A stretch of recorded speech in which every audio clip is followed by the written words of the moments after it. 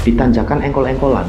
Rudi ini melihat ada satu pohon yang besar, dan di pohon itu Rudi melihat ada satu bendera. Kok ada bendera ya di gunung? Setelah diamati oleh si Rudi ini, ternyata bendera itu berwarna kuning. Rudi ini agak kaget loh. Dan tiba-tiba matanya ini berhenti. Di satu titik arahnya ini dari atas. Kok seperti ada yang jalan. Rudi mengamati dengan headlampnya. Dan setelah benar-benar Rudi amati, Rudi ini melihat di situ ada sosok ibunya. Rambutnya ini panjang, tapi wajahnya ini sangat pucat. Dan matanya ini tatapannya seperti kosong. Ibunya ini menggunakan daster berwarna putih. Dan yang membuat Rudi benar-benar kaget, perut dari ibunya yang buncit, yang lagi hamil, ini nampak bolong, mengeluarkan banyak darah dan juga belatung-belatung kecil dari dalam perutnya.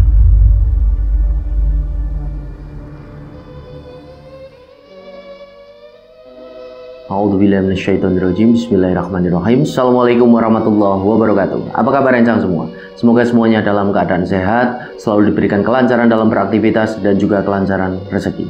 Berjumpa kembali dengan saya Sumarga, dan alhamdulillah di video kali ini kembali kami berkesempatan untuk menceritakan satu kisah pendakian, di mana kisah ini datang dari rencang kita yang bernama Rudi, berdomisili di Temanggung, Jawa Tengah.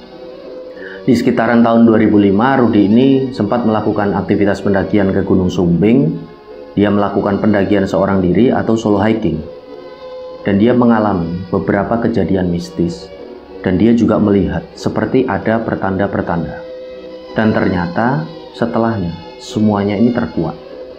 Pertanda-pertanda yang dia lihat ini berkaitan dengan sosok ibunya.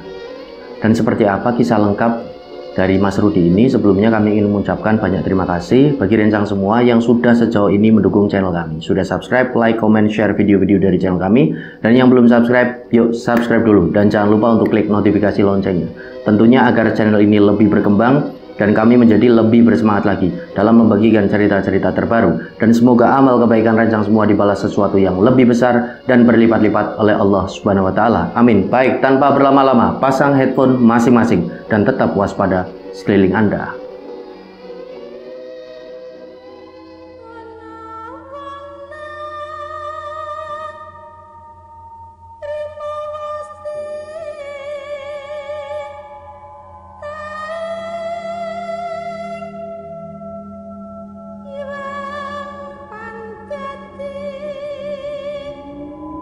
Oke, jadi kisah ini dialami oleh seorang pendaki bernama Rudi yang berdomisili di Temanggung, Jawa Tengah. Dia menceritakan di sekitaran tahun 2005 dia sempat mendaki ke Gunung Sumbing via Garung. Dan dalam kisah ini dia juga menceritakan tentang sosok ibunya. Nah, harapan dari Mas Rudi mengirimkan cerita ini kepada kami, harapannya agar semua yang menonton tayangan ini nantinya bisa mengambil hikmah dan pelajaran dari apa yang sudah Mas Rudi ini alami. Khususnya tentang bagaimana kita semua ini memuliakan sosok ibu dalam kehidupan kita. Saya pribadi jadi teringat tentang satu sabda dari Rasulullah SAW. Kalian semua pasti teringat. Ketika ada seorang sahabat yang bertanya kepada Rasulullah, "Ya Rasulullah, siapa yang harus kita muliakan terlebih dahulu?" Rasulullah menjawab, "Ibumu." Lalu yang kedua, "Ya Rasulullah, ibumu." Yang ketiga, "Wahai Rasulullah, ibumu." Rasulullah SAW menjawab sampai 3 kali, "Ibumu, ibumu, ibumu." Maka dari itu, muliakanlah sosok ibu dalam kehidupan kita. Senangkanlah hatinya, jangan buat hatinya bersedih selagi ibu kita semua ini masih hidup. Seperti apa yang diceritakan oleh Mas Rudi ini. Jadi dia menceritakan sejak kelas 1 SD dalam cerita ini. Nah, Rudi kecil ini tinggal di satu kampung, di mana kampung ini ada di sekitaran Temanggung, Jawa Tengah, bersama dengan kedua orang tuanya. Dia adalah anak sematawayang, tinggal di satu rumah, di mana rumah ini adalah warisan dari kakek neneknya, yaitu orang tua dari ibunya Rudi yang kebetulan juga anak sematawayang dalam keluarganya. Jadi rumah itu diwariskan kepada ibunya Rudi untuk ditinggali oleh keluarga mereka. Nah, Rudi kecil ini menjalani hari-hari ini layaknya anak seusianya. Dia bermain, dia belajar, dia berangkat ke sekolah. Sampai pada satu momen ketika Rudi ini duduk di bangku kelas 5 SD. Bapaknya Rudi yang bernama Pak Hasan, ibunya ini bernama Bu Maryati. Nah, saat kelas 5 SD ini ada satu momen bapaknya Rudi ini meninggal dunia karena satu riwayat penyakit. Nah, sejak bapaknya meninggal, mau tidak mau, ibu dari Rudi ini pun harus bekerja lebih keras. Di mana sebelumnya ibunya ini juga sudah bekerja, dalam artian membantu ekonomi dari suaminya untuk menghidupi keluarganya. Nah, ketika suaminya ini meninggal, mau tidak mau kan beliau, ibu dari Rudi ini harus bekerja lebih keras untuk membiayai sekolah Rudi, untuk jajan Rudi sehari-hari, untuk membiayai kehidupan mereka berdua. Ibunya ini mulai membuat seperti kue-kue, di mana kue-kue ini setelahnya dititipkan ke warung-warung tetangga, kadang juga dibawa ke pasar untuk dijual sendiri. Ketika tidak bikin kue, ibunya juga kadang menjadi buruh cuci ke para tetangganya.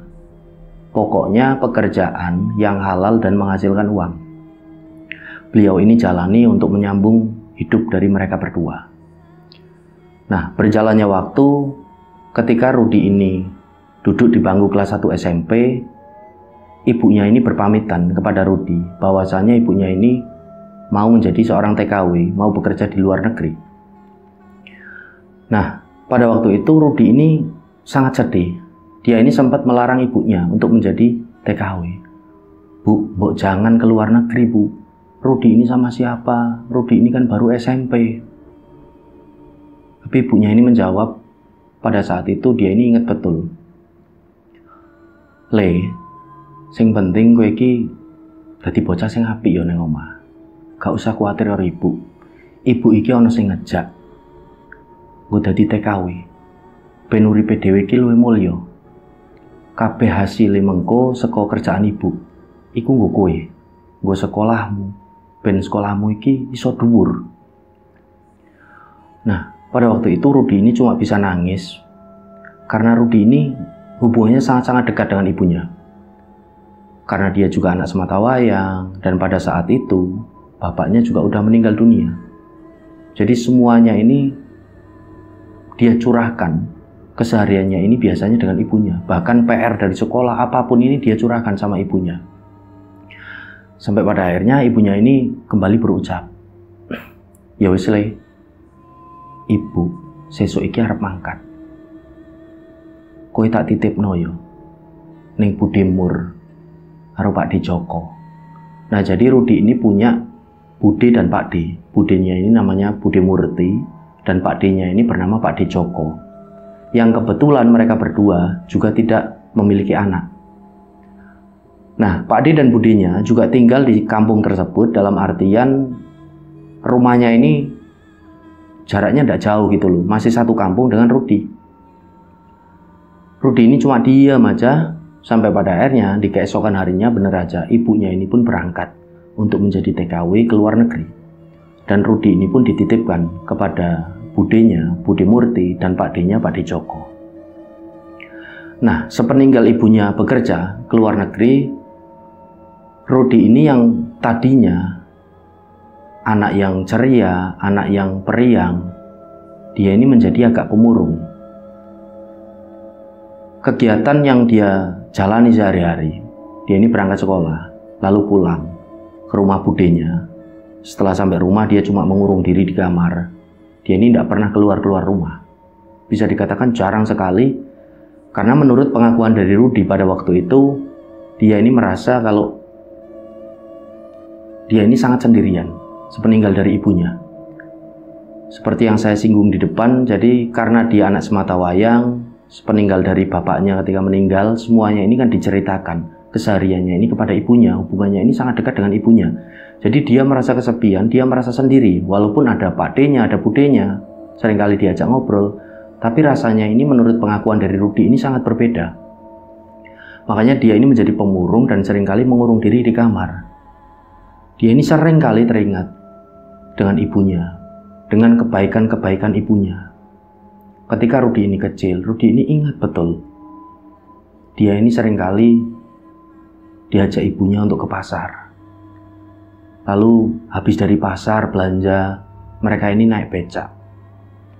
Mereka naik becak berdua. Nanti mereka ini mampir di salah satu warung bakso langganan dari mereka yang ada di pasar. Mereka makan bakso, lalu mereka pulang. Sampai di rumah ada pekerjaan rumah ataupun pekerjaan dari sekolah, PR. Ini selalu Rudi ini kerjakan dengan ibunya. Semua yang dia lakukan kesehariannya, ada satu masalah dengan temannya, apapun itu, dia selalu ceritakan dengan ibunya. Saat ibunya ini sedang di kampung. Maka dari itu, dia ini merasa sangat kehilangan. Dia ini sendirian, merasa sendiri. Sampai pada akhirnya berjalannya waktu, 2 tahun setelahnya, Rudi ini duduk di kelas 3 SMP. Rudi ini mulai perlahan, rasa penasaran ini kan tumbuh, karena dia udah mulai remaja. Rudi ini tanya dengan budenya, dengan Pak D-nya. Bude, Pak D, kok ibu ini tidak pernah ngasih kabar? Sebenarnya ibu ini kerja di luar negerinya mana? Kerjanya ini apa? Kok ibu cuma kirim uang-uang saja pada Bude, kepada Pak D dengan jumlah yang banyak? Dan ibu ini seperti tidak pernah kasih kabar. Aku juga tidak tahu nomor telepon dari ibu. Mbak aku dikasih tahu Bude, Pak D nomor telepon ibu. Aku kangen, pengen ngobrol sama ibu. Dan pengakuan dari Budenya, dari Pak D-nya, Bude Murti dan Pak D Joko, mereka berdua juga tidak punya nomor telepon dari ibunya. Jadi mereka berdua ini hanya berhubungan melalui kirim-kiriman uang tersebut. Jadi mereka berdua ini tidak pernah menghubungi ibunya dari Rudi menurut pengakuannya. Mereka ini hanya menerima uang kiriman dari ibunya Rudi. Sampai pada akhirnya Rudi ini tetap menjalani aktivitasnya sebagai siswa SMP. Berjalannya hari ke hari dan Rudi ini pun masuk ke kelas 1 SMA. Nah, di kelas 1 SMA ini mulai ada sesuatu yang agak tidak bagus, agak tidak baik untuk ditiru. Jadi Rudi ini mulai masuk ke dalam dunia pergaulan yang bisa dikatakan ini buruk. Dia mulai sering bolos sekolah, dia mulai belajar ngerokok. Sampai pada akhirnya berjalannya waktu di kelas 2 SMA, di mana Rudi ini sama sekali sudah tidak pernah ketemu dengan sosok ibunya. Dan seolah-olah pada waktu itu dia ini mulai udah agak tidak mikirin ibunya, karena banget lamanya tidak ketemu. Rudi ini udah mulai minum minuman keras. Dia mulai bermain judi togel. Jadi hal-hal buruk dan maksiat ini mulai dia lakukan. Apalagi sholat 5 waktu. Dia sudah tidak pernah yang namanya mengerjakan sholat 5 waktu. Seperti yang sempat diamanahkan oleh almarhum bapaknya, Pak Hasan ini sebelum beliau meninggal. Rudi ini sudah seperti lalai. Karena ya kemungkinan lumrah, wajar, karena Rudi ini cuma tinggal dengan Budi dan Pak D-nya. Tidak ada pengawasan langsung dari orang tua kandung. Kemungkinan agak ucul, agak lepas pada waktu itu. Nah, sampai pada akhirnya hal-hal seperti itu terus dia lakukan. Tapi ada satu kegiatan yang positif ketika kelas 2 SMA itu yang Rudi ini lakukan. Dia punya hobi, kegiatan yang positif, yaitu mendaki gunung.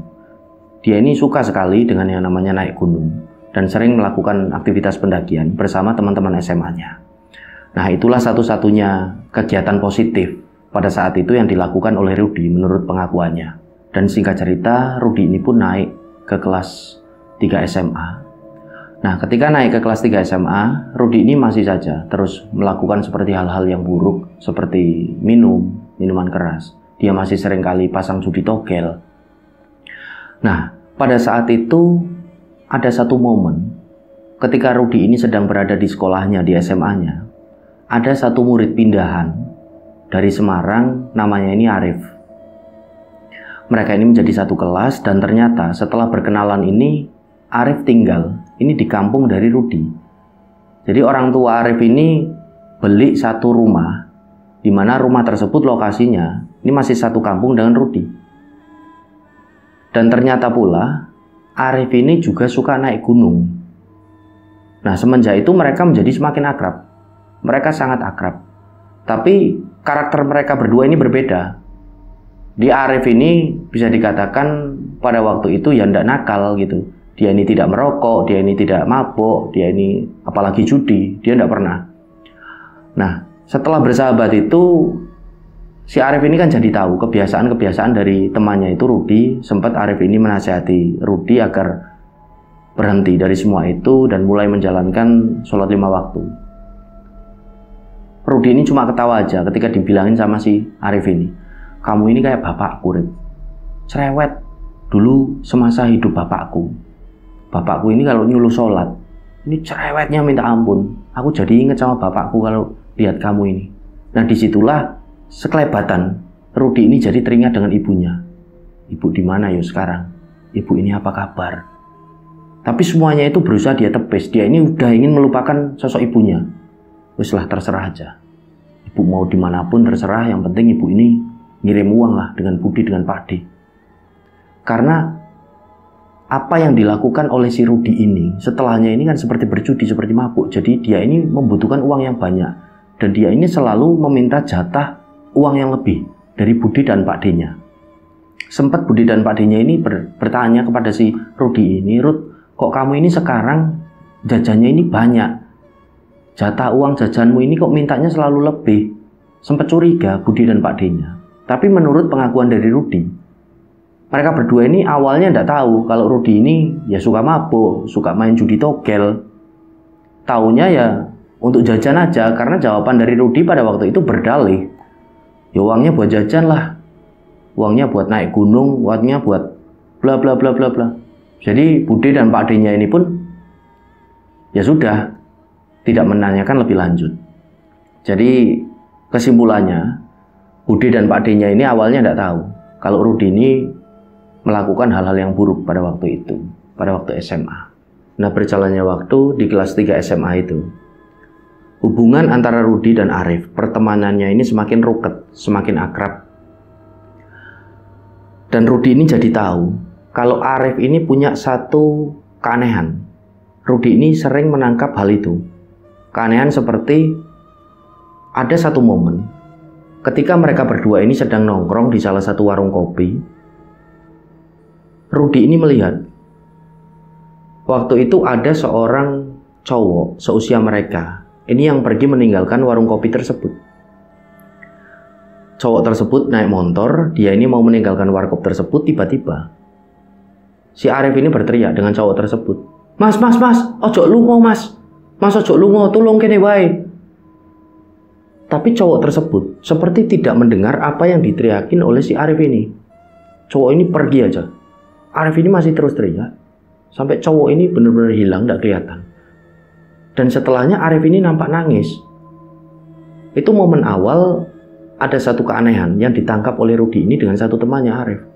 Rudi ini tanya, Rif, loh kamu ini kenapa? Kok teriak-teriak terus kamu ini nangis?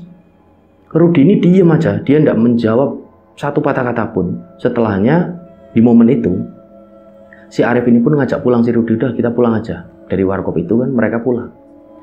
Dan hari ke hari semakin sering si Rudi ini menangkap keanehan tersebut dari diri Arif. Sering kali, tidak jarang. Seperti Arif ini memperingatkan seseorang, tapi yang diperingatkan oleh Arif ini seperti tidak mendengar Arif. Setelahnya Arif ini menangis. Jadi hal itu seringkali ditangkap oleh Rudi. Ketika ditanya Arif ini, kamu ini sebenarnya ada apa? Kok kamu ini seringkali seperti itu? Setelahnya ini nangis. Tapi Arif ini diam aja. Dia ini tidak menjawab pertanyaan dari Rudi ini. Seolah-olah ada satu rahasia besar yang disimpan oleh Arif dalam dirinya. Rudi ini berusaha untuk terus mencari, menggali keanehan dari diri temannya tersebut. Tapi benar-benar Arif ini seperti menutup diri. Jadi tidak mendeke gitu, tidak memberitahu dari si Rudi ini tentang rahasia dalam dirinya. Nah, berjalannya hari ke hari, persahabatan mereka ini kan semakin akrab walaupun ada satu keanehan dari diri Arif, dan itu tidak menjadi satu masalah bagi Rudi. Dan sempat mereka ini di kelas 3 SMA itu naik gunung sampai 2 kali. Mereka ini sempat ke Gunung Perahu yang ada di Wonosobo lewat Patak Banteng, dan mereka juga pernah ke Gunung Sumbing via Garung. Nah, jadi sebelum pendakian di tahun 2005 ini sebelumnya, si Rudi ini sudah pernah ke Gunung Sumbing via Garung bersama Arif dan teman-teman SMA lain. Nah, sampai pada satu ketika ada satu momen, di mana momen ini benar-benar membuat Rudi ini marah dan hatinya ini merasa hancur. Jadi pada satu malam Rudi ini baru pulang dari satu tempat entah dari mana. Dia ini pulang dengan kondisi yang mabuk. Dan dia ini tidak langsung menuju ke rumah Bude dan Pak D-nya. Dia berhenti di satu pos ronda yang ada di kampungnya. Dia duduk-duduk di situ. Dan kebetulan pos ronda ini sepi pada sekitaran jam 9:30 malam. Nah, tidak begitu lama setelah Rudi ini duduk di situ, satu temannya yang bernama Arif ini lewat, dan ternyata Arif ini dari musola. Dia ini habis deres, dia ini habis ngaji. Dihampirilah si Rudi ini oleh si Arif. Di situ dia tanya kan dengan satu temannya itu, "Rud, skondi gue, dari mana kamu?" "Biasalah skokono, biasalah dari sana." Cuma menjawab seperti itu. "Kamu ini kok mabuk terus? Mbok udah, berhenti. Kamu ini sholat, kamu ini ngaji, ayo tau sama aku. Wah, kamu ini lagi-lagi cerewet kayak bapakku aja dulu. Waktu hidup ini cerewetnya minta ampun kalau nyuruh sholat." Sambil ketawa seperti biasa.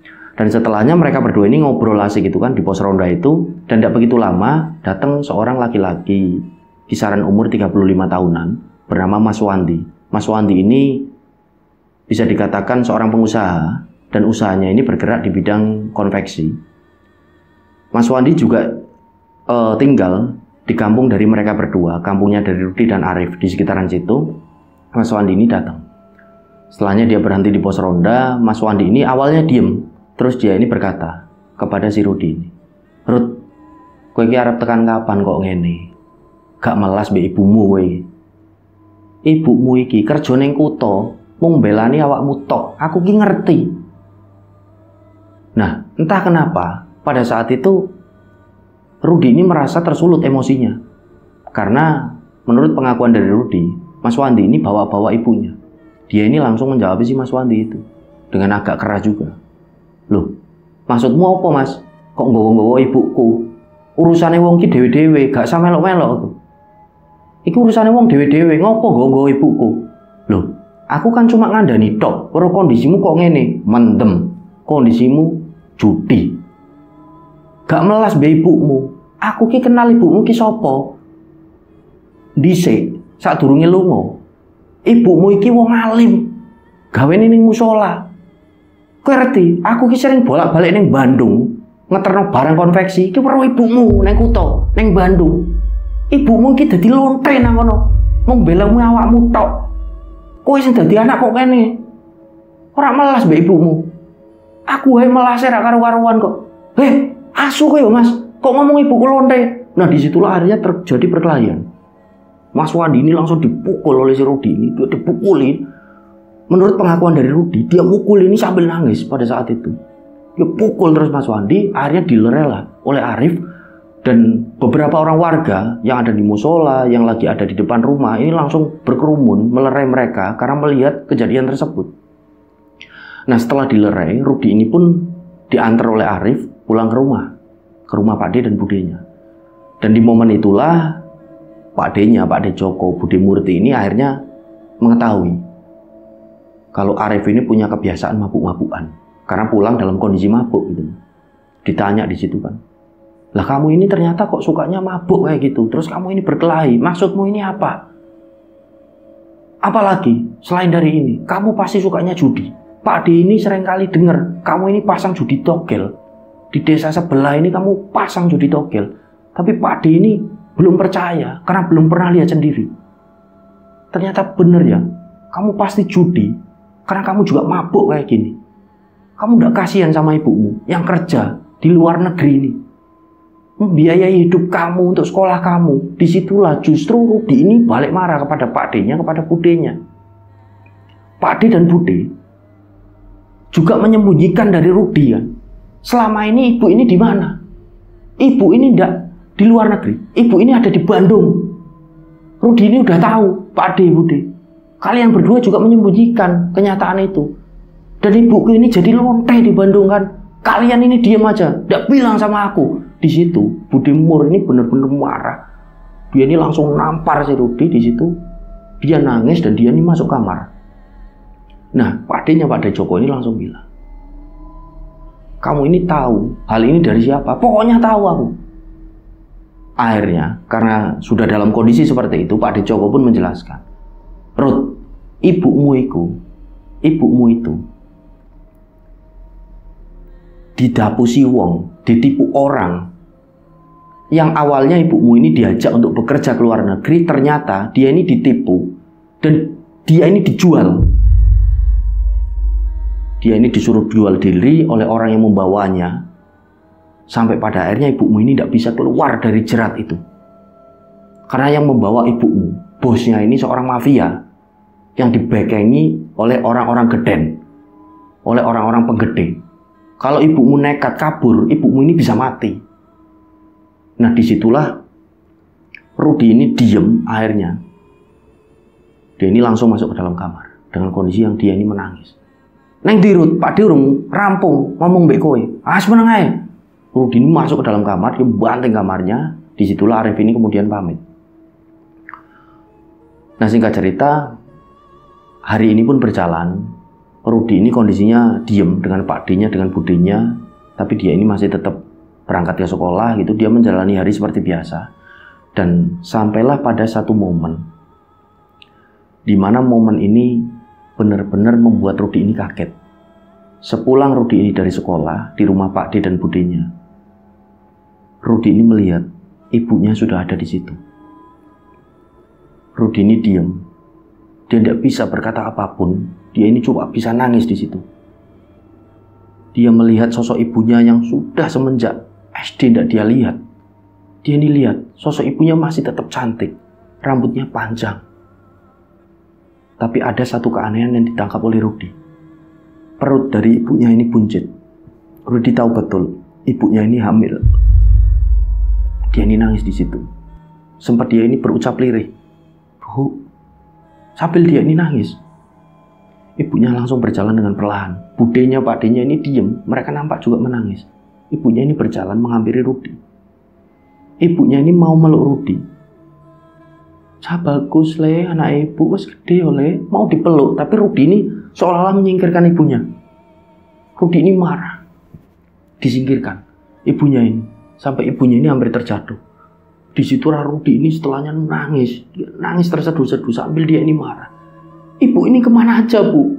Rudi ini kangen sama ibu. Rudi tidak butuh semua ini. Rudi tidak butuh uang. Rudi tidak butuh apapun. Rudi ini cuma butuh kasih sayang ibu. Kenapa ibu ini tega ninggalin Rudi? Bilangnya ke luar negeri. Ternyata ibu ini jadi PSK di Bandung. Nah, disitulah ibunya ini nangis dan dia ini menjelaskan. Dan penjelasan dari ibunya sama persis dengan apa yang dijelaskan oleh Pak De Joko, bahwasanya ibunya ini tidak bisa untuk keluar dari lingkaran itu. Karena ibunya ini dibohongi oleh orang yang membawanya. Ternyata ibunya ini dijual kepada bos mafia lah, bisa dikatakan bos mafia. Dan di mana bos mafia ini dibackingi oleh orang-orang gede, orang-orang penggeden. Kalau toh ibunya ini nekat untuk lari, ibunya ini bisa kehilangan nyawa, ibunya ini bisa mati. Sampai ibunya ini menjelaskan, ibu sekarang bisa pulang karena ibu ini sudah 6 bulan ini tidak bekerja. Dan ibu ini memang diusir oleh bos ibu karena ibu ini hamil. Dan belum sempat ibunya bilang bayi yang ada dalam kandungannya ini bayinya siapa, Rudi ini pun marah. Dia ini nangis, seperti udah tidak pengen dengar. Dia ini jalan masuk ke dalam kamarnya, ditutuplah kamarnya. Dia masuk ke dalam kamar dan mengurung diri sepanjang hari itu sepulang sekolah. Nah, di malam harinya ibunya ini sempat menghampiri Rudi. Dia ketuk pintu kamarnya. Assalamualaikum Ruth. Iki ibu ya Ruth. Dibuka kamare. Bagus ibu. Pengen ngobrol lah mbak anak ibu sama anak ibu. Akhirnya dibuka pintu itu. Ibunya masuk dan ketika masuk ibunya ini bawa koper. Koper ini besar. Rudi ini masih ingat betul. Ibunya duduk di tempat tidur dari Rudi. Rudi ini duduk di sebelahnya. Disitulah ibunya ini nangis. Setelahnya ngelus-ngelus dari rambutnya Rudi. Bagus anak ibu. Ibu di ngapura yole. Ibu dimaafkan. Ibu tidak pernah bermaksud ingin menjadi orang yang seperti ini, yang berlumuran dosa. Ini keadaan semua yang memaksa ibu. Ibu ini takut. Dan alhamdulillah, ibu ini sudah bisa pulang sekarang. Dan ibu ini berjanji sama kamu, ibu tidak pergi lagi. Ini koper, kamu buka, kamu buka. Akhirnya dibuka lah orang Rudi. Dibuka. Isinya ini uang banyak sekali. Rudi ini kaget. Ini uang apa, Bu? Ini uang hasil kerja keras ibu selama ini. Seperti yang ibu pernah janjikan sama kamu. Ini uang buat Rudi semuanya, ibu tidak minta. Buat kamu sekolah, buat kamu nanti kuliah, buat masa depan kamu, bawa semuanya. Rudi ini hanya menatap ibunya. Dia ini seperti masih marah. Dia nangis, dia diam aja. Dia keluar kamar malah. Setelahnya dia ini entah keluar rumah pada saat itu. Nah, di tengah malam ini Rudi baru pulang. Dia ini pulang dalam kondisi yang mabuk. Ibunya ini masih menunggu di ruang tamu dari rumah Budi dan Pak D-nya. Kondisinya Budi dan Pak D-nya ini kemungkinan pada saat itu udah tidur karena tidak kelihatan. Ibunya ini sempat tanya, "Le, dari mana kok baru pulang jam segini?" Rudi ini diam aja. Dia masuk ke dalam kamarnya, dia banting pintu kamar. Kondisinya Rudi ini mabuk. Dan setelahnya Rudi ini kan berbaring di tempat tidurnya. Dia ini merasa benar-benar marah. Dia ini suntuk sekali dengan keadaan yang dia hadapi pada waktu itu. Akhirnya Rudi ini punya inisiatif. Aku mau naik gunung aja lah. Tapi aku mau naik gunung ini sendirian. Aku mau solo hiking lah, nggak usah ngajak teman-teman. Biar emosiku ini reda, marahku reda. Kalau udah reda aku baru pulang. Aku mau menemui ibu. Barangkali setelah aku ini melihat pemandangan, melihat hijaunya hutan, aku ini jadi emosinya ini mereda. Pikir Rudi pada waktu itu. Di tengah-tengah dia ini masih mabuk. Nah akhirnya dia ini langsung di tengah malam itu dia ke belakang. Dia ini mandi. Setelah mandi dia agak seger, udah agak tidak mabuk gitu kan. Ibunya ini tanya, "Loh, lah kamu kok mandi di tengah malam ini mau ngapain?" Udahlah ibu ini tidak usah banyak ngomong. Rudi ini masih emosi dengan ibunya. Dia tutup pintu kamarnya, disitulah dia mulai mempersiapkan segala yang akan dia bawa. Peralatan pendakian, tas keril dan lain sebagainya dia persiapkan. Dan singkat cerita, pagi ini pun tiba. Pada sekitaran jam 6:30 pagi, Rudi ini sudah siap. Dia ini rencananya mau bolos sekolah. Dia bolos sekolah, dia mau naik gunung aja. Nah sempat ditanya oleh ibunya, oleh Pak D-nya, oleh Budenya, "Lurut, kamu ini mau kemana?" Tanya oleh Pak D-nya kan, Pak D Joko. "Kok nggak sekolah, malah bawa tas gunung gitu?" "Udahlah kalian ini nggak usah banyak omong. Aku juga udah gede kok. Aku bisa ngurus diriku sendiri." Nah situasinya kan sulit. Jadi Pak D-nya, Budenya, ibunya ini akhirnya membiarkan Rudi ini untuk pergi. Rudi ambil sepeda motornya, dia starter. Nah baru aja Rudi ini beranjak dari rumahnya, baru ngegas motornya gitu. Tiba-tiba Arif ini berlari, nampak berlari. Tidak begitu jauh. Arif ini teriak-teriak, "Rut, ojo lungo, Rut, ojo lungo, tolong, jangan pergi kamu." Dan terdengar teriakan dari Arif ini, teriakan diiringi dengan suara tangisnya. "Rut, ojo lungo, Rut, jangan pergi lu, jangan pergi." Tapi Rudi ini seperti, "Alah, nggak ngurus lah. Udahlah, aku masih pengen sendiri, Rep. Udah, aku tak pergi dulu." Jadi Rudi ini langsung tancap gas untuk menuju ke satu gunung yang dia tuju, yaitu Gunung Sumbing. Dia mau lewat jalur Garung. Nah, setelah menempuh perjalanan kurang lebih 1 jam itu dari Temanggung, sampailah si Rudi ini di base camp, yaitu base camp Garung. Nah, sesampainya di sana pada sekitaran jam 9 pagi itu, Rudi melihat, kok base camp sepi ya?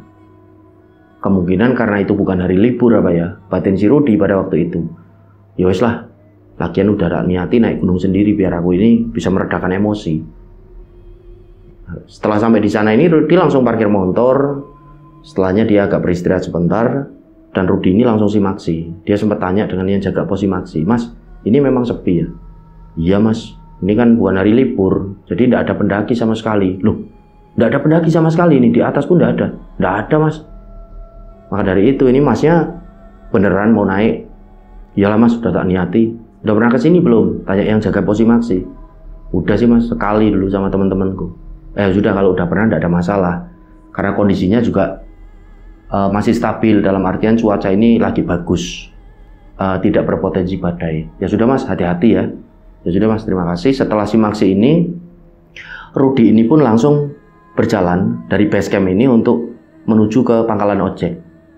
Di sekitaran jam 10 itu, Rudi naik ojek dari base camp untuk menuju ke pos 1. Dia bayar pada saat itu sekitaran berapa ya? 15.000 atau 20.000. Dan ada satu keunikan untuk sekedar informasi ojek di Gunung Sumbing ini.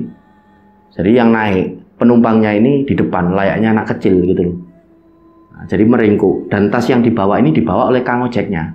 Dan motor ini ngebut gitu loh di situ. Jadi ada sensasi tersendiri dan keunikan ketika naik ojek di Gunung Sumbing via Garung ini. Dari base camp menuju ke pos 1 yang namanya pos Malim. Nah, sekitaran 15 menit, akhirnya si Rudi ini pun sampai di pos 1, dia turun, dia mengucapkan terima kasih, dia ambil tas kerilnya, dia istirahat di situ di pos 1 di Malim itu. Sebenarnya ada satu warung di pos 1 di Malim, tapi pada saat itu menurut pengakuan dari Rudi, warungnya ini masih tutup. Kemungkinan karena memang sepi pendakian, jadi warung ini tutup. Dan setelahnya Rudi ini beristirahat sebentar di situ, sekedar untuk minum air mineral, dia bakar rokok sebelum dia ini memulai pergerakan, dia ini mulai perjalanan pendakian. Nah, setelah minum rokok, mulailah Rudi ini berjalan. Pos demi pos, dia ini lewati sendirian. Benar-benar Rudi ini sendirian, seorang diri. Dia tidak berpapasan dengan pendaki lain yang turun ataupun naik, sama seperti yang dikatakan oleh yang jaga pos simaksi ini. Sampai Rudi ini melewati tanjakan engkol-engkolan yang sangat terkenal di Garung ini, yang tanjakannya sangat curam ini. Dan pada sekitaran menjelang maghrib, akhirnya Rudi ini pun sampai di satu pos yang namanya pos Pestan. Sampai di lokasi Pestan ini, lokasinya kan agak terbuka. Dan karena ini sudah masuk ke petang ini, udah mulai gelap, Rudi pun akhirnya memutuskan untuk mendirikan tenda di Pestan. Nah, pada sekitaran jam 5:30 sore ini, Rudi mulai mendirikan tenda. Benar-benar seorang diri, tidak ada siapapun di Pestan. Nah, setelah mendirikan tenda, dia pun masuk ke dalam tenda untuk istirahat. Dan pada sekitaran 6:30 malam, dia ini keluar tenda, mulai mengeluarkan peralatan masak, dia masak di situ. Setelah masakan ini matang, dia pun makan, sendirian dia makan. Nah, ketika makan ini, Rudi rasakan betul, ini cuacanya benar-benar dingin. Karena seperti yang kita tahu, di lokasi Pestan, ini memang terbuka. Jadi kondisinya ini sangat dingin. Anginnya ini berhembus dengan cukup kencang pada malam itu. Rudi ini makan, dia ini benar-benar sendirian. Di Gunung Sumbing yang dingin dan gelap itu. Nah, setelah makan ini, Rudi akhirnya memutuskan untuk beristirahat. Rudi ini punya rencana, dia akan summit pada sekitaran jam 3 dini hari. Benar-benar sendirian dia ini nekat, solo hiking. Untuk melepaskan penatnya lah dari masalah-masalah yang dia hadapi ini, terutama dengan ibunya. Setelah makan ini, dia masuk ke dalam tenda. Dia masih berbaring, belum pakai sleeping bag. Disitulah Rudi ini kembali teringat dengan kenangan yang dia ini dapat dari sosok ibunya. Dia kembali teringat dengan kebaikan-kebaikan ibunya semasa dia kecil. Dia ini ingat betul, seringkali ya, ibu dulu ngajak aku ke pasar, terus aku ini diajak makan bakso. Ibu ini selalu bantuin aku ngerjain PR. Ibu ini selalu baik sama aku, bahkan kemarin ini di rumah dengan kondisi ibu yang seperti itu, mengandung dan entah anak siapa, ibu ini berusaha masih menunjukkan kasih sayangnya sama aku. Aku ini diberi uang yang banyak sekali. Kok aku ini seperti egois ya? Aku ini malah milih ya buat judi, buat apa. Sedangkan ibuku ini sudah bekerja sampai segitunya. Tidak terasa, disitulah Rudi ini meneteskan air mata. Dia kembali terduduk, tidak bisa tidur. Di sekitaran jam 9 malam itu, dia kembali keluar dari tendanya. Dia rebus air, disitulah dia nyeduh kopi, setelahnya dia menikmati sebatang rokok. Dia hisap rokoknya dalam-dalam, sembari dia ini meneteskan air mata. Benar-benar dia ini ingin sekali memaafkan ibunya, tapi hatinya ini entah kenapa terasa berat untuk memaafkan ibunya. Dia masih ngerokok, dan di tengah-tengah lamunan dari Rudi ini, tiba-tiba Rudi ini mendengar ada suara langkah kaki yang terdengar banyak, dan terdengar ini dari arah bawah. Nah, Rudi ini menajamkan pendengarannya. Loh, kok ada suara langkah kaki banyak ya? Dia tajamkan pendengarannya, bener aja. Dan terdengar pula seperti langkah kaki kecil yang berlarian. Setelahnya Rudi ini benar-benar mendengar ada suara seorang wanita seperti sedang menasihati anaknya. Le ayo le, ojo melayu-melayu yo le, mengko ndak tiba. Rene-rene mbak ibu ae. Rudi ini kan agak kaget. Apa ini jangan-jangan satu keluarga yang baru naik di sore hari apa ya? Akhirnya Rudi ini karena penasaran, dia beranjak dari duduknya. Dia coba terangi sumber suara itu dengan headlampnya, kok ndak ada siapa-siapa. Kondisinya benar-benar gelap dan kabut ini turun dengan cukup tebal. Akhirnya Rudi ini jalan menghampiri suara tersebut. Setelah sampai di sumber suara ini menghilang. Benar-benar tidak terdengar lagi. Dia melihat ke bawah, kok tidak ada siapa-siapa ya. Tuh, jangan-jangan Rudi ini udah mulai berpikir aneh-aneh pada waktu itu. Rudi balik jalan ke tendanya. Dia kembali duduk, dia sesap kopinya, dia hisap rokoknya. Setelahnya, Rudi ini mendengar ada suara seorang kakek tua seolah-olah membisiki telinga kanannya. Mulai. Rudi ini agak kaget.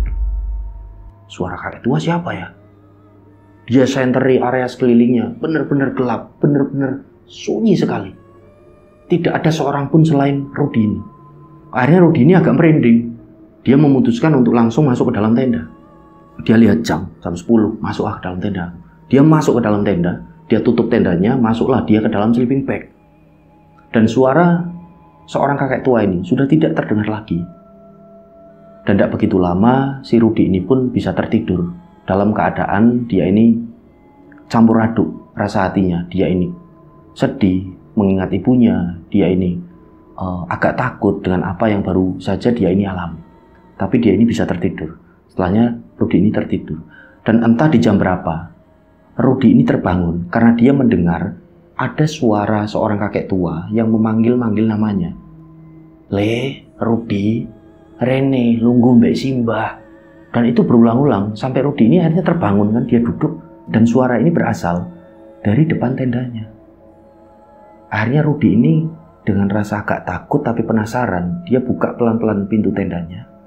Dia intip keluar, ternyata di depan tendanya ada sosok kakek tua ini yang duduk membelakangi tenda Rudi.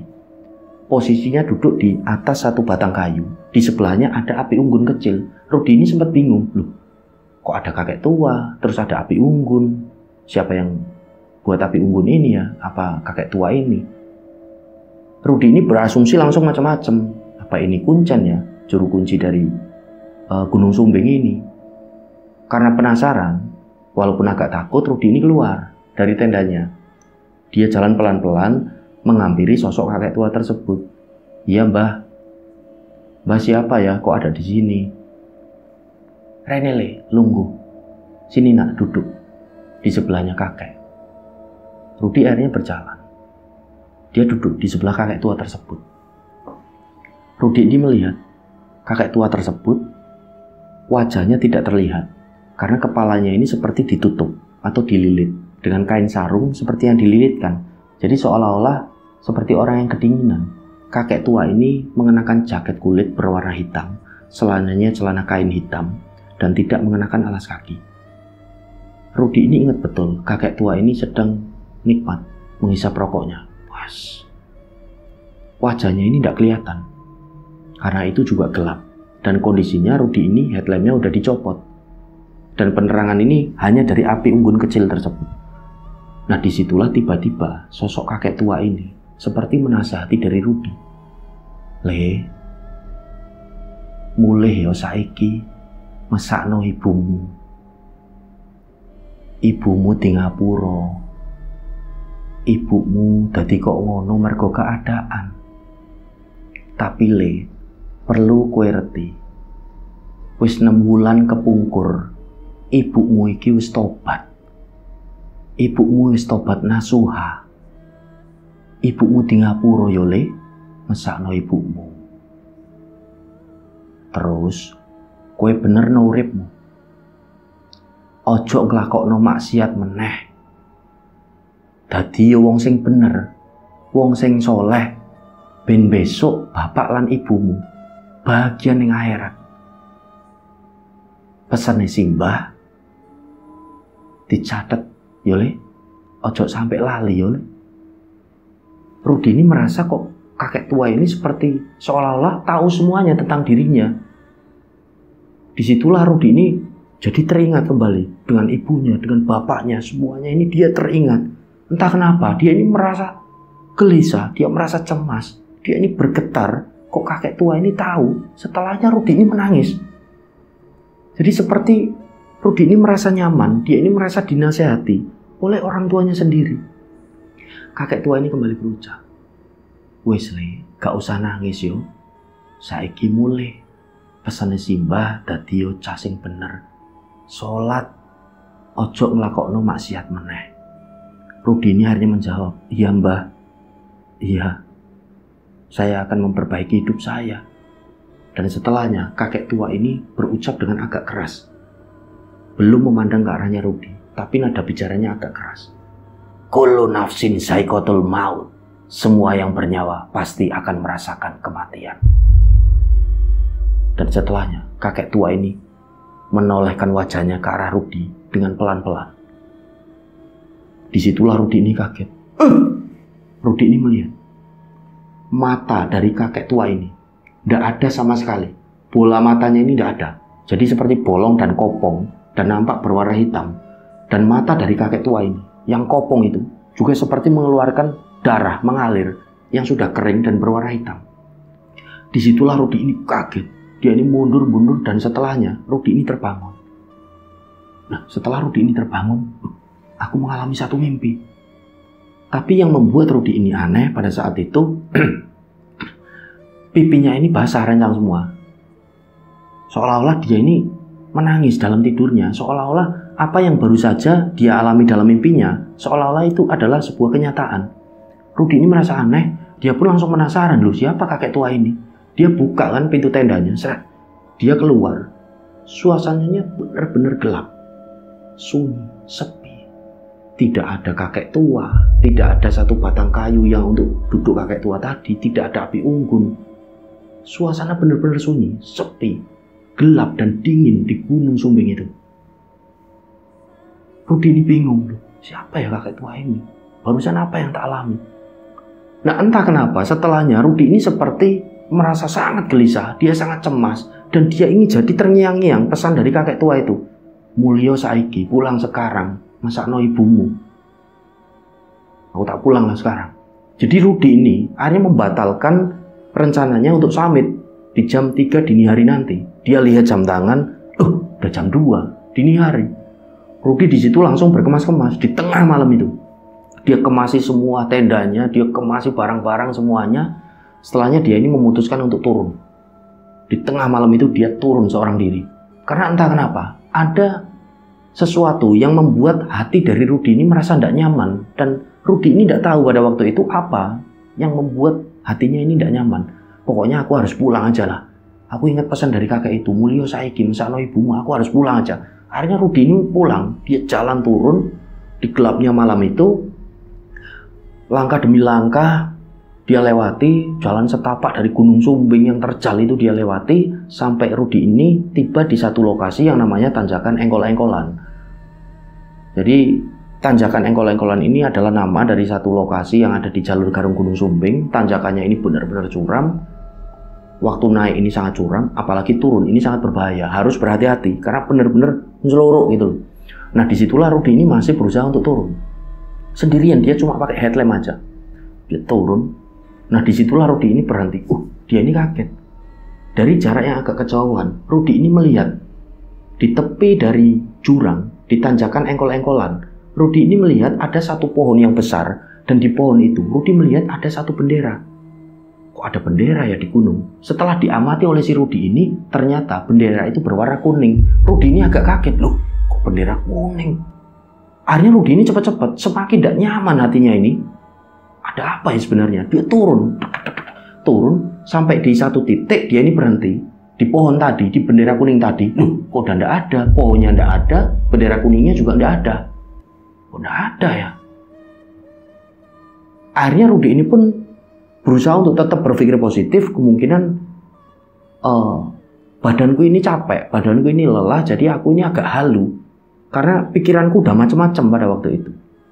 Rudy kembali melanjutkan perjalanannya, dan di satu titik dia kembali istirahat. Karena dia benar-benar kelelahan, dia bersandar di satu pohon yang besar, disitulah dia minum, dia bakar rokok. Rudy ini menikmati kondisi di dini hari itu. Dan tiba-tiba matanya ini berhenti. Di satu titik arahnya ini dari atas. Kok seperti ada yang jalan. Rudy mengamati dengan headlampnya. Diamati jalannya ini pelan. Dan setelah benar-benar Rudy amati, Rudy ini melihat di situ ada sosok ibunya. Jadi ibunya dari Rudy ini jalan dari atas menuju ke bawah. Rudy ingat betul itu ibunya, rambutnya ini panjang, tapi wajahnya ini sangat pucat. Dan matanya ini tatapannya seperti kosong. Ibunya ini menggunakan daster berwarna putih. Dan yang membuat Rudy benar-benar kaget, perut dari ibunya yang buncit, yang lagi hamil, ini nampak bolong, mengeluarkan banyak darah dan juga belatung-belatung kecil dari dalam perutnya. Disitulah Rudy ini kaget. Loh, lah ibuku ini kenapa? Karena saking ketakutannya, Rudy ini lari meninggalkan lokasi itu. Dia lari jalan, turun, sampai pada akhirnya di titik yang agak jauh, Rudy ini berhenti. Dia kelelahan, ngos-ngosan dia. Dia lihat ke belakang, ternyata tidak ada apapun. Barusan apa yang tak lihat ya? Semakin tidak nyaman lagi hati Rudy ini. Dia pun jalan turun, dan singkat cerita di sekitaran jam 7 pagi, sampailah Rudy ini di pos 1 di Malim. Udah ada kang ojek, Rudy ini langsung naik ojek itu. Udah Kang, langsung aja Kang ke base camp. Dibayarlah, langsung Rudy ini diantar ke base camp. Dan sampainya di base camp, Rudy ini cuci muka, dia ini membersihkan diri. Setelahnya dia langsung tancap gas pakai sepeda motornya untuk pulang ke rumah yang ada di Temanggung. Nah, dalam perjalanan pulang tidak ada kendala apapun, dan singkat cerita sampailah Rudy ini di kampungnya. Nah, sesampainya di kampungnya, Rudy ini benar-benar kaget. Karena rumahnya dari Rudy, peninggalan dari orang tua ibunya, yang letaknya ini hanya 2 rumah dari rumah Pak D dan Budenya, kok nampak ramai. Rudy ini kaget. Dia gas motornya pelan-pelan. Disitulah dia ini melihat Pak D Joko, Budi Murti, bahkan Arif, temannya ini udah ada di situ. Setelah dekat, Rudy ini melihat ada bendera kuning di situ. Dek. Jantung Rudy ini udah dak dik duk dak dik duk. Jangan-jangan ibu ini meninggal. Dak dik duk. Sesampainya di depan rumah, dia parkir motornya. Dia turun. Disitulah Pak D Joko, Budi Murti, Arif ini nangis. Dan ternyata betul ibu dari Rudy ini meninggal dunia. Rudy ini langsung nangis sejadi-jadinya. Dia langsung menghampiri jenazah dari ibunya yang sedang disemayamkan. Dia lihat ibunya udah dipocong. Dan menurut pengakuan dari Rudy, pada waktu itu Rudy melihat wajah dari ibunya ini tersenyum. Rudy nangis di situ. Bu, maafin Rudy, Bu, maafin Rudy, Bu. Rudy ini nangis sampai dia ini kami seseken. Dia ini sesenggukan banget, gelonya dia, nyesalnya dia. Ibu ini kenapa? Dan rencananya ibunya ini akan dimakamkan di siang itu. Nah, setelah agak tenang, Rudy ini sudah diminumi air oleh Pak D-nya. Disitulah Pak D-nya, Budenya, bahkan si Arif ini menjelaskan bahwasanya mereka semua ini berusaha menghubungi Rudy, tapi handphonenya ini tidak aktif. Nah, Rudy ini menjawab, iya memang semenjak berangkat ini telepon tak matikan karena aku pengen ketenangan, aku tidak pengen diganggu. Dan di gunung ini tidak ada sinyal. Sampai di rumah ini handphone belum dinyalakan oleh si Rudy pada saat itu. Dan disitulah Pak D-nya ini menjelaskan, kemarin ibumu ini di jam 3 sore mau ke pasar. Dia ini mau ke pasar. Dia ini mau jajan bakso di warung bakso langganan dari ibumu dan kamu waktu kecil. Dia ini naik becak. Tujuan ibumu ini ngobati kangen sama kamu, Le. Ibumu ini kangen sama kamu, ingin mengulang masa-masa ketika kamu ini kecil. Tapi ketika ibu pulang, kamu ini seperti itu kemarin sama ibu. Ibumu ini sedih. Makanya dia ini ingin mengulang masa-masa ketika kamu kecil. Dengan sering ibumu ini ke pasar jajan bakso. Ibumu ini mau mengulang masa-masa itu. Dia ke sana naik becak sendirian. Tak tunggu Pak D, tak tunggu Bude sampai habis maghrib kok tidak pulang-pulang ibumu. Padahal kondisinya hujan ini sangat deras. semalam ini. Dan di jam 7 malam ada ambulan datang ke rumah. Dan ternyata ibumu ini udah meninggal. Ibumu ini jatuh pas mau pulang naik angkot. Kepalanya ini membentur sesuatu yang keras. Mengalami pendarahan, darahnya keluar banyak. Sampai di rumah sakit ibumu ini tidak kuat dan dia ini meninggal. Kamu tak hubungin dari semalam. Mas Arif juga hubungi, Budi semuanya. Tapi handphonemu tidak aktif. Disitulah Rudi ini kembali menangis. Dia kembali menangis sejadi-jadinya. Dan singkat cerita, jenazah dari ibunya Rudi pun dibawa ke tempat pemakaman umum TPU yang terdekat. Setelahnya ini dimakamkan. Nah, para pelayat semua yang ikut ke makam ini perlahan satu persatu ini pulang. Disitulah tinggal si Rudi. Dia ini masih menangis. Dia bersimpuh di makam ibunya. Dia pegang nisan ibunya. Disitulah dia nangis. Ya Allah, Bu. Rudi di Ngapura, Bu. Bu, Rudi di Ngapura, Bu. Dia ini sampai nangis, ini sampai terjatuh-jatuh. Dan hanya ditemani oleh Arif di situ. Ditenangkan oleh Arif. Ya Allah, Rud, wis ya Rud, sing sabar. Ayo balik Rud, wis sing sabar, diikhlasno. Wis dalane saka Gusti Allah. Wis ayo diikhlasno. Mulai ya, mulai balik. Setelahnya dibawalah oleh si Arif ini Rudi pulang. Di malam harinya mulailah digelar tahlilan malam pertama. Malam ke-1. Nah, tahlilan ini digelar dan berjalan dengan lancar. Dan setelah tahlilan, Arif ini mengajak Rudi ini ngobrol. Karena nampak Rudi ini udah agak tenang. Disitulah si Arif ini menjelaskan, Rud, aku harap ngomong baik gue yo. Aku mau bicara sama kamu. Kemarin yo, aku ini kan seperti ngejar kamu. Waktu kamu ini mau pergi, ternyata kamu mau ke gunung sendirian. Aku ini di malam harinya melihat satu tanda kematian dari ibu melalui mimpi. Maksudmu? Iya Ruth, aku ini mau bicara ini sama kamu, tapi kamu keburu pergi dan aku ingin bercerita tentang kondisiku. Di situ Arif ini nangis. Mungkin bagi beberapa orang itu adalah anugerah, kelebihan yang tidak dimiliki oleh orang lain, tapi bagiku itu menyiksa sebenarnya Ruth. Aku ini bisa melihat orang yang mau meninggal, pertandanya aku bisa lihat. Makanya aku ini sering nangis. Aku ini sering memperingatkan orang, tapi semua yang tak peringatkan ini seperti tidak mendengar apa yang aku ini ingin peringatkan. Nah, kamu melihat bagaimana? Dijelaskan ternyata Arif ini mengalami satu mimpi di malam harinya sebelum ibunya dari Rudi ini meninggal. Arif ini mengalami satu mimpi. Di dalam mimpinya, Arif ini melihat ibu dari Rudi mengenakan daster berwarna putih, berjalan ini dengan sangat anggun dan pelan. Dan dari jarak yang agak jauh, ada seorang kakek tua, di mana ciri-ciri dari kakek tua ini diceritakan oleh si Arif ini kepada Rudi. Ciri-cirinya sama persis dengan yang Rudi ini temui ketika di gunung, yang seperti memberi nasihat. Kakek tua ini seperti melambaikan tangan ke arahnya ibunya dari Rudi. Sembari berucap kakek tua ini, "Ayo nduk, ayo wis wayahe. Ayo nak, sudah saatnya." Nah, disitulah ibumu ini jalan Ruth. Pelan-pelan, setelahnya seperti seolah-olah menatap ke arahku. Beliau tersenyum, setelahnya ini menangis. Dan beliau ini berucap sama aku, "Titip Rudi oleh kekancan sing api-api." Dan tidak begitu lama ibumu ini entah ada kumparan cahaya. Dan aku ini terbangun dari tidurku. Aku bangun jam 6 pagi. Aku langsung cepet-cepet mandi. Aku pakai seragam. Mau ngampiri kamu. Mau nyusulin kamu untuk berangkat sekolah. Sekalian aku mau menyampaikan apa yang aku lihat. Tapi kamu seolah-olah seperti tidak gubris aku. Kamu cuma bilang pada waktu itu, "Udahlah, aku lagi pengen sendiri." Aku mau menyampaikan semuanya itu sama kamu. Rudi ini nangis di situ. Setelahnya Rudi ini bertanya, "Loh, kamu kok bisa melihat hal-hal seperti itu?" "Iya, orang-orang yang dekat dengan aku sering lihat. Kalau orang-orang yang dekat, aku sering lihat ini dalam mimpi. Tapi kalau orang-orang yang tidak kenal, Ruth, seringkali aku lihat ini beberapa menit ataupun jam sebelum mereka ini meninggal.